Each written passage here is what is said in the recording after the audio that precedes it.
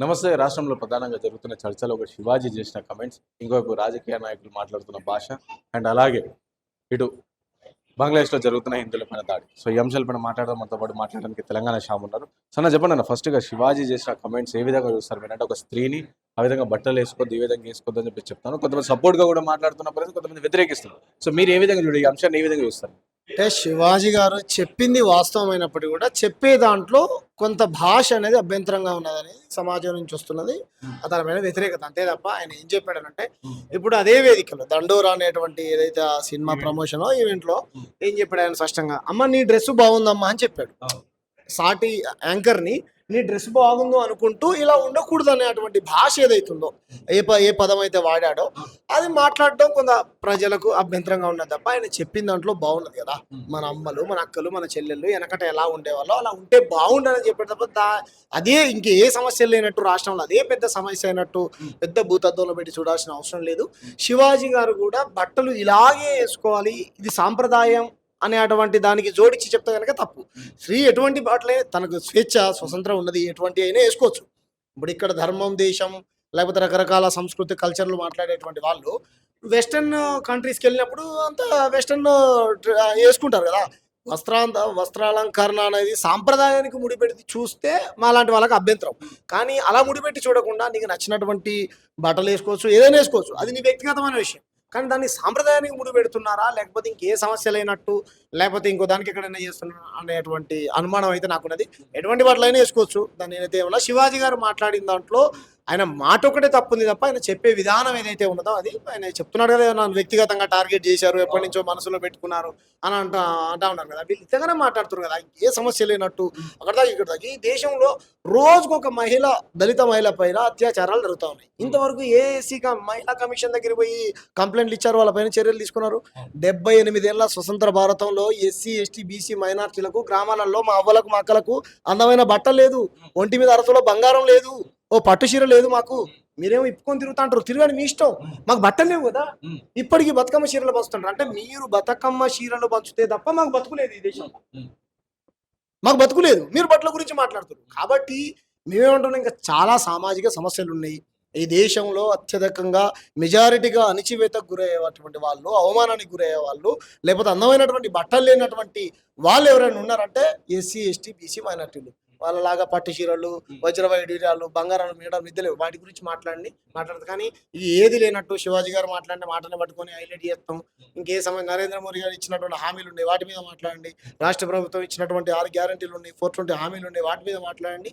అది ప్రజలకు ఉపయోగపడుతుంది తప్ప ఇటువంటి సరే మీ హృదయం గాయపడితే నన్ను క్షమాపణ కోరండి, ఇంకోటి చేయండి. కానీ ఏ సమస్య లేనట్టుగా చర్చ మొత్తం శివాజీ చుట్టే తిప్పుతామనంటే కనుక చాలా మందికి అనుమానాలు. అంటే శివాజీ ఆ రోజు మాట్లాడినట్టు, సో మహిళల ఆబ్జెక్టిఫైయింగ్ చేసి విధంగా కొన్ని 2-3 పదాలు వాడిండు. సో దాన్ని సినిమా ఇండస్ట్రీలో పాటల రూపంలో కూడా చాలా అంటే చాలా వాడతారు. సో దానికి అభ్యంతరం చెప్పని వాళ్ళు, సో శివాజీ చేసిన వ్యాఖ్యలపైన అభ్యంతరం ఎందుకు చెప్తున్నారు అని చెప్పి కూడా కొంతమంది చెప్తారు. ఇప్పుడు నేనేమంటున్నానంటే, ఇప్పుడు ఎవరు సెలబ్రిటీ అనసూయ గారు బ్రాహ్మణ్, మీకు తెలుసా? బ్రాహ్మణ్ ఆమె. సరే ఓకే, నీ ఇక్కడ కూడా కులాన్ని జోడిస్తారా అంటారు మళ్ళీ. కాబట్టి మేము ఏమంటున్నాం, బ్రాహ్మణులు ఎటువైన బట్టలు వేసుకున్నా అది ఏమంటారు గొప్పగా, వాళ్ళకి ఏమో ఇది ఉండదు. మేమేమంటున్నాం అంటే, మాలాంటి ఇప్పుడు శివాజీ గారు ఏ కమ్యూనిటీ నాకైతే తెలియదు, ఏ కమ్యూనిటీ అయినా సరే అందరు బాగుండాలని ఆయన నిరంతరం గతంలో బీజేపీలో చేరాడు, మళ్ళీ బీజేపీ వినాదాలను నచ్చక బయటకు వచ్చాడు. ఇప్పుడు సంస్కృతి సాంప్రదాయాల గురించి మాట్లాడుతూ ఉన్నాడు. మంచి సోషల్ యాక్టివిస్ట్గా, లేకపోతే పొలిటికల్ అనలిస్ట్గా ఆయన కీ రోల్ ప్లే చేశాడు ఆంధ్రప్రదేశ్లో. సరే ఆయన ఏ పార్టీలో ఉన్నప్పటికీ కూడా ఒక పార్టీలో ఉంటే ఇంకో పార్టీలో ఉన్న వాళ్ళకి నచ్చదు.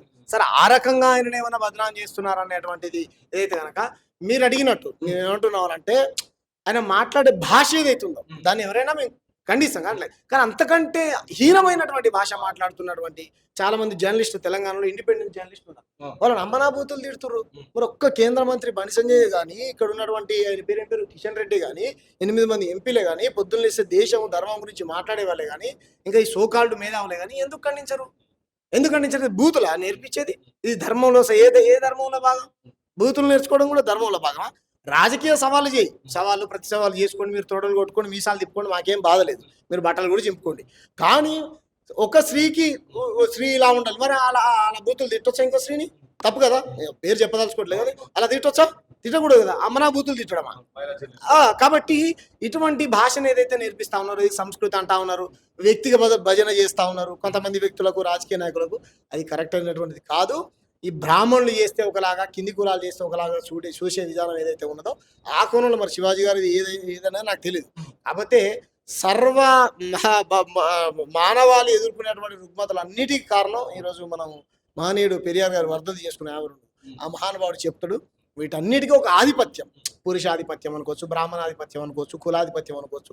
ఈ ఆధిపత్యాలు ఏవైతే మన మీద పెడతారో ఇలా ఉండాలి అనుకున్నా, ఆ ఆధిపత్యంలో భాగంగానే వీళ్ళందరూ ఆయన మీద కామెంట్ చేస్తున్నారని నేను అనుకుంటాను.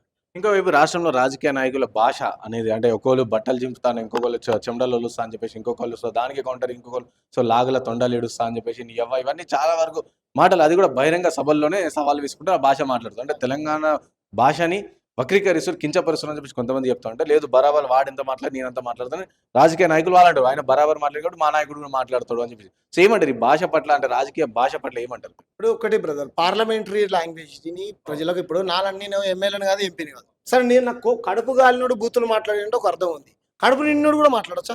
ఎంపీ, ప్రజాప్రతినిధులు, ఎమ్మెల్యేలు, ప్రధానమంత్రులు, ముఖ్యమంత్రులు కూడా మాట్లాడచ్చా? ఒక ఆయన మాట్లాడతాడు, ఆ హోల్ సీటే ఆయన. ఇప్పుడు సరే ఆయన పార్టీ వేరే పార్టీ అయినప్పటికీ, ఆయన మతం వేరేది అయినప్పటికీ, ఆయన మనం నచ్చకపోయినప్పటికీ కూడా ప్రజాస్వామ్య ప్రక్రియలోనే కదా ప్రజలు ఎన్నుకుంటే ఆయన ఎంపీ అయింది. అవునన్నా కాదా? ఆయన ప్రజాస్వామ్య డెమోక్రాటిక్ వేలోనే కదా ఆయన ఎన్నుకునేది ప్రజలు. ఆయన పట్టుకొని బామర్దన్ వచ్చా? వాడేమన్నా నేను బామర్దనా సాలి అని అంటారు. దీన్ని వీళ్ళు సమర్థిస్తారు.